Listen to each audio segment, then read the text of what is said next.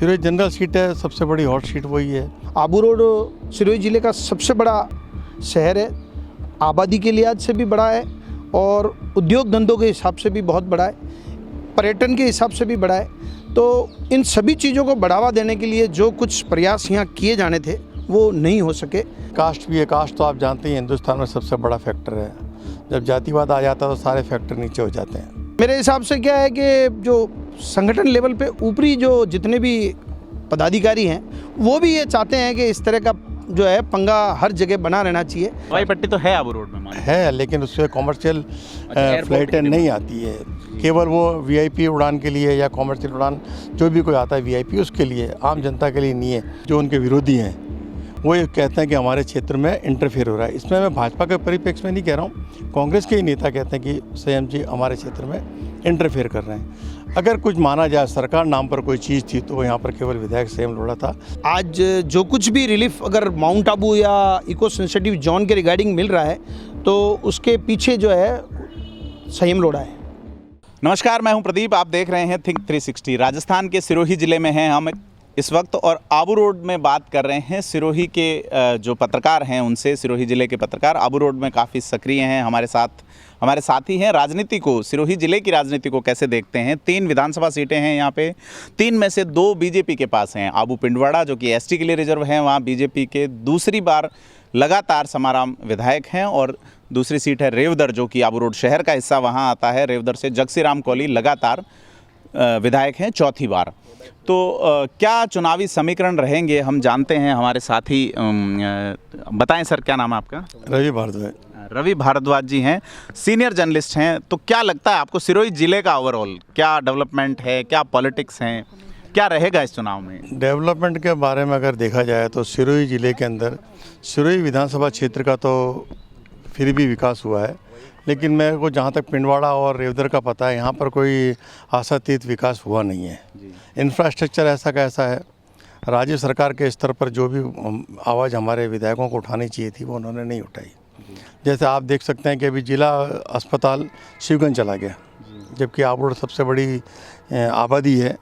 वहाँ से 35 किलोमीटर दूर वैसे ही जिला अस्पताल है, मेडिकल कॉलेज बन रहा है। इसके बावजूद मतलब राजनीतिक कारणों से इसको खोला गया है, जबकि वहाँ इतनी, मुझे ऐसा लगता है कि इतनी ज़्यादा आवश्यकता नहीं थी।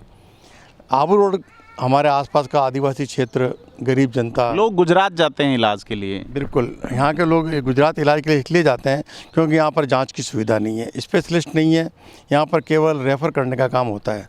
इसके बावजूद सबसे बड़ी स्थिति ये है कि यहाँ पर जो प्रशासन, पुलिस ट्रोमा के नाम पर जिसको रेफ़र करती है वो यहाँ पर एक संस्था का है।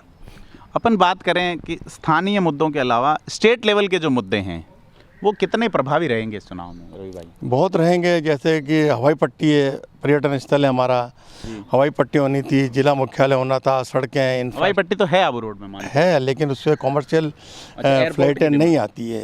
केवल वो वीआईपी उड़ान के लिए या कॉमर्शियल उड़ान जो भी कोई आता है वीआईपी उसके लिए, आम जनता के लिए नहीं है। जबकि यहाँ पर ट्रैफिक इतना अच्छा है, रेल सुगम है, एनएच यहाँ से निकल रहा है, केवल हवाई यातायात की सुविधा नहीं है, जबकि यहाँ पर इसकी बहुत ज़्यादा ज़रूरत महसूस की जाती है।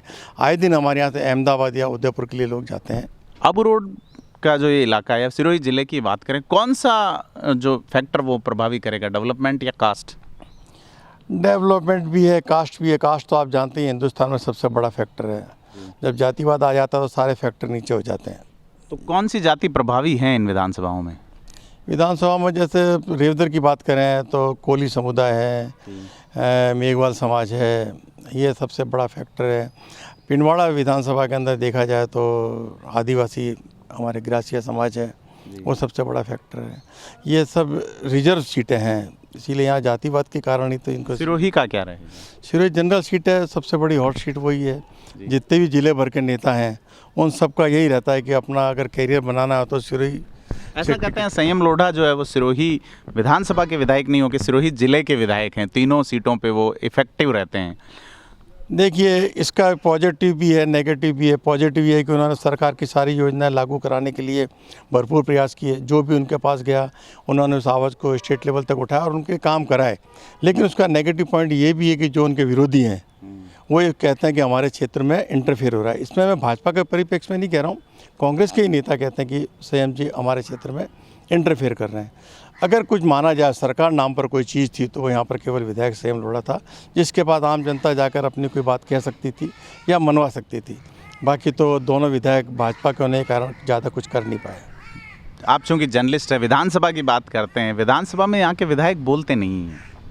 बोलते हैं, मैंने तो ऐसा सुना है कि वो क्वेश्चन भी जो करते हैं तो महानगरों के करते हैं, ऐसा नहीं है। महानगरों के क्वेश्चन किए होंगे उन्होंने, मेरे पास पूरी जानकारी तो नहीं है, लेकिन मैंने सुना है। और नहीं बोलते तो ये तो 15-15 साल के हो गए, इनको बोलना चाहिए, इनका अधिकार है। इन्होंने स्थानीय मुद्दों पर कभी मुखर चिट्ठी भी नहीं लिखी। मुझे ऐसा लगता है कि मुख्यमंत्री जी को अगर जिला मुख्यालय, जिला अस्पताल के लिए विधायक, दोनों विधायकों का क्षेत्र पड़ता है, समाराम जी का भी, जगसीराम जी का भी, उन्होंने अगर चिट्ठी भी लिखी होती तो मुझे पूरी आशा थी कि जिला चिकित्सालय आबू रोड आ जाता। ये अपने क्षेत्र के विकास के प्रति बिल्कुल भी संजीदा नहीं है। इनको पता है कास्ट फैक्टर पे हमें टिकट मिलेगी, कास्ट फैक्टर पे हम जीत जाएंगे। उनको आम जनता के दर से कोई, बीजेपी में वसुंधरा राजे का फैक्टर कितना काम करेगा? जहाँ तक मेरा आकलन है, बहुत बड़ा फैक्टर है। कर्नाटक में आप देख ही चुके हैं, स्थानीय नेताओं को तवज्जो नहीं देने का कारण मुझे ऐसा लगता है कि भाजपा को वहाँ पर मतलब पराजय देखनी पड़ी। स्थानीय नेता होता है। आबू रोड के जो नेता हैं वही बूथ से वोट लाएंगे। इसी तरह वसुंधरा जी भी स्टेट लेवल की चमत्कारिक या प्रभावशाली नेता तो मानी जाती हैं। उनको अगर इग्नोर किया जाएगा तो हो सकता है संगठन को चुनाव के अंदर। सचिन पायलट या अशोक गहलोत कांग्रेस में? सचिन पायलट को मैं अच्छा मानता हूँ, क्योंकि अब वो आने वाला समय, अशोक गहलोत तो मुख्यमंत्री रहे हैं, केंद्रीय मंत्री रहे हैं, लेकिन उन्होंने विकास के मामले में केवल अपने क्षेत्र का विकास किया, हमारे यहाँ पर कुछ भी नहीं किया। वो कोशिश कर रहे हैं वैभव गहलोत जालोर सिरोही से करे, तो प्रयास तो कर रहे हैं, अगली पीढ़ी को सौंप रहे हैं वो आपके क्षेत्र को। ये बात सही है, लेकिन मुख्यमंत्री होने के कारण उनका पूरा प्रदेश उनका था, उनको उस पूरे प्रदेश का ध्यान रखना चाहिए था। सिरोही, जहाँ तक मेरे को ज़िले का बता रहा हूँ कि यहाँ 2 विधानसभा वो हार चुके थे, उनको यहाँ पर बहुत ज़्यादा काम करना था।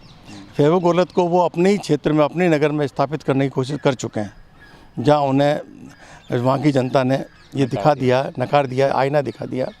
जहाँ तक मेरा ख्याल है कि जन नेता स्थानीय होना चाहिए।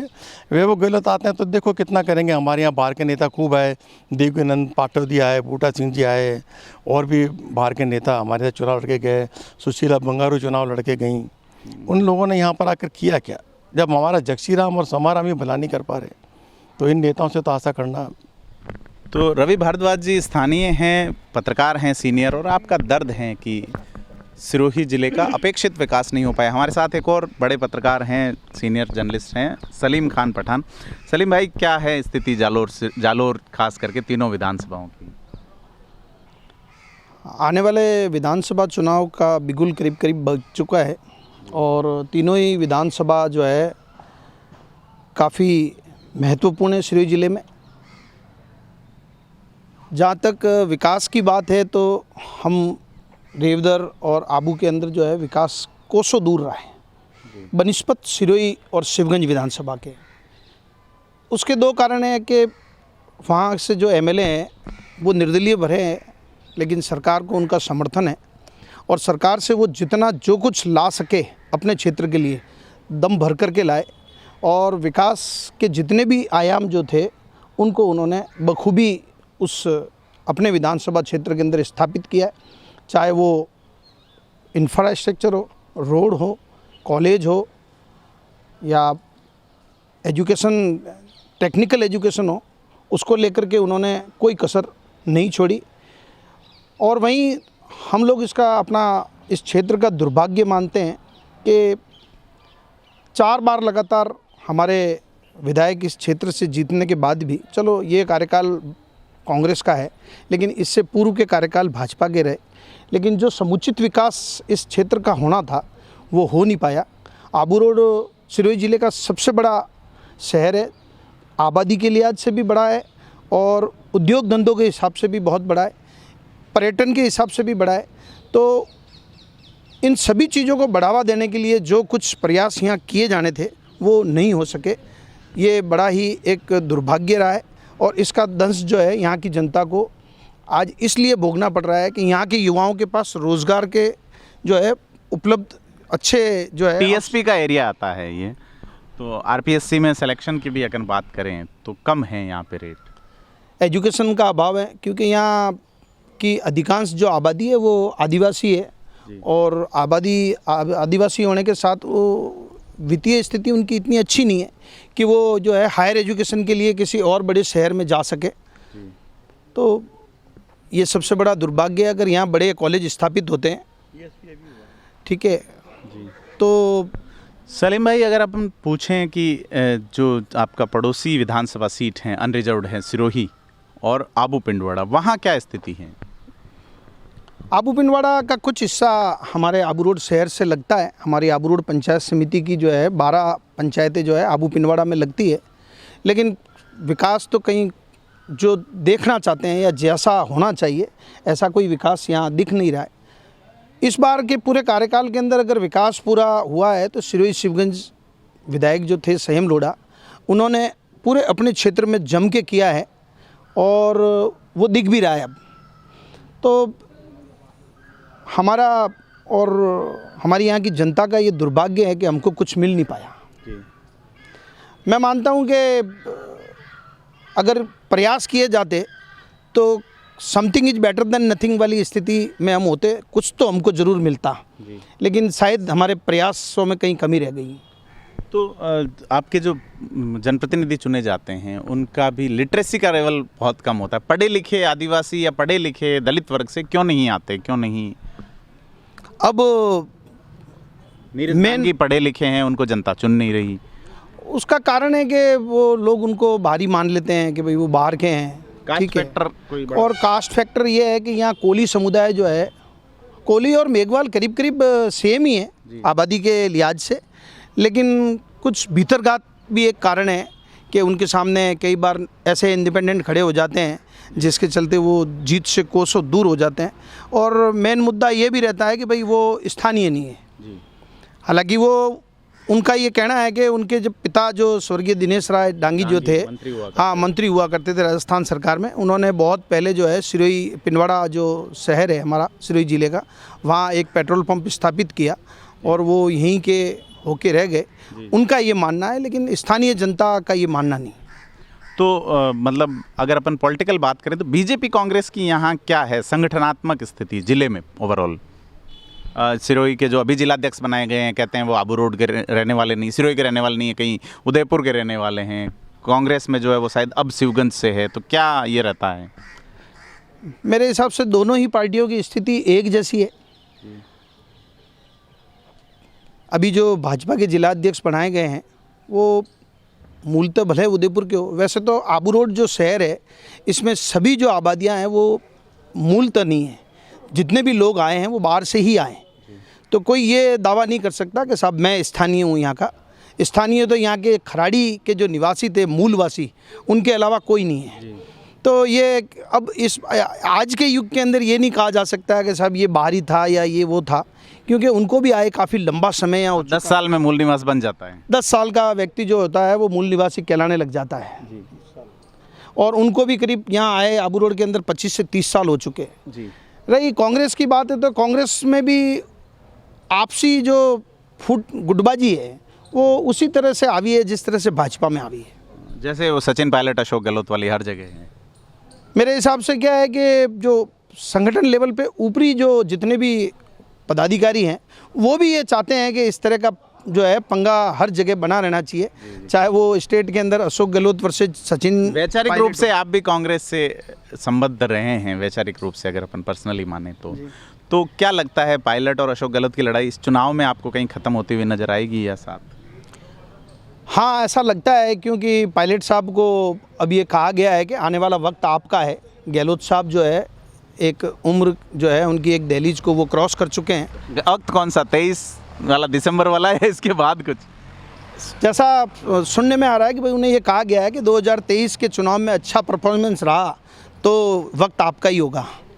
तो मुझे नहीं लगता कि इस चुनाव के अंदर जो है एक मतलब गुटबाजी आए, क्योंकि दोनों ही चाहेंगे कि सरकार बने। आश्वासन पे जो है सभी लोग जिंदा है, तो उस आश्वासन को परफेक्ट मान के चल ही रहे। जी। तो यहाँ के जो डेवलपमेंट वाले इश्यूज़ पे अपन ने बात की, कास्ट फैक्टर जो है सिरोही सीट को लेके मैं जानना चाहूँगा, कौन प्रत्याशी हो सकता है आपकी नज़र में? जो पैनल्स हैं, बीजेपी से कई नाम हैं, वहाँ से कई नाम हैं, कांग्रेस से। अब पैनल तो अभी गए हैं, उसका कोई कह नहीं सकते, लेकिन अगर जमीन में किसका नाम है, लोग क्या कह रहे हैं किसके? अगर विकास को की दृष्टि से देखा जाए तो संयम लोढ़ा से बेहतर कोई उम्मीदवार सिरोही में हो नहीं सकता है। एकमात्र विकल्प होगा संयम लोढ़ा, क्योंकि विकास में उन्होंने किसी वहाँ प्रकार से की पुखराज गहलोत टिकट मांग रहे हैं, कह रहे हैं 15 साल जिला परिषद सदस्य रहा हूँ। उसके अलावा परिहार हरीश नाम है शायद उनका, जो और उसके अलावा भी कई लोग मांग रहे हैं। मांगने में तो बहुत से लोग टिकट मांग रहे हैं, लेकिन धरातल पे कहीं नज़र नहीं आ रहे। जो धरातल उनका है संयम लोढ़ा का, वो धरातल किसी दूसरे कांग्रेस सेंसिटिव जोन को लेके भी विधानसभा में खूब सक्रिय रहे। इको सेंसिटिव जोन को लेकर के आबू की आवाज़ जो बने वो संयम लोढ़ा ही बने। आज जो कुछ भी रिलीफ अगर माउंट आबू या इको सेंसिटिव जोन के रिगार्डिंग मिल रहा है तो उसके पीछे जो है संयम लोढ़ा है। तो बीजेपी में कौन हो सकते हैं? ओटाराम देवासी रिपीट होंगे वहाँ पे या कोई और? एक नाम हम पायल परसरामपुरिया का सुन रहे हैं, एक नाम हम और भी कई नाम आ रहे हैं, जैसे कोई दलपत पुरोहित हैं। उसके अलावा केंद्र का जो बीजेपी का जो संगठन है, ये उनको देखना है कि आखिर यहाँ कैंडिडेट कौन होगा। वैसे नारायण पुरोहित का नाम भी। वैसे दोनों ही पार्टियाँ जो है बड़ा फूक फूक कर कदम रख रही है।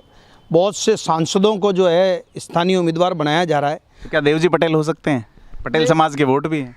सिरोही में देवजी पटेल उम्मीदवार नहीं हो सकते। वो जालोर के सांचौर और वहाँ जो प्रतिष्ठित सीटें हैं जो जिस पे बीजेपी जो है लूज़ करती आई है, वहाँ वो ज़रूर कैंडिडेट हो सकते हैं। क्या वो जीत सकते हैं देवजी? विरोध तो खूब है उनका भी। विरोध बहुत है, लेकिन जातिगत वोटों के आधार पे अगर देखा जाए तो जीत संभव है। 4 बार के विधायक पूराराम चौधरी का एक वीडियो आया है, हाथी पे आ सकता हूँ मैं।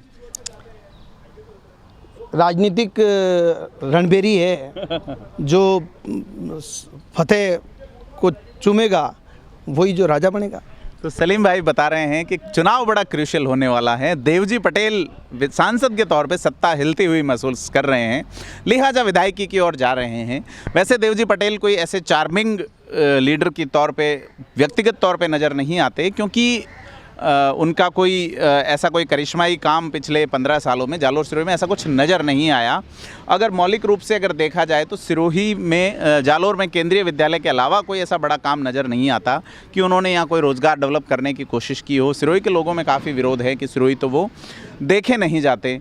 देखना यह है कि देवजी पटेल को अगर टिकट मिलता है तो क्या वो इस चुनाव में विधानसभा पहुँच पाएंगे।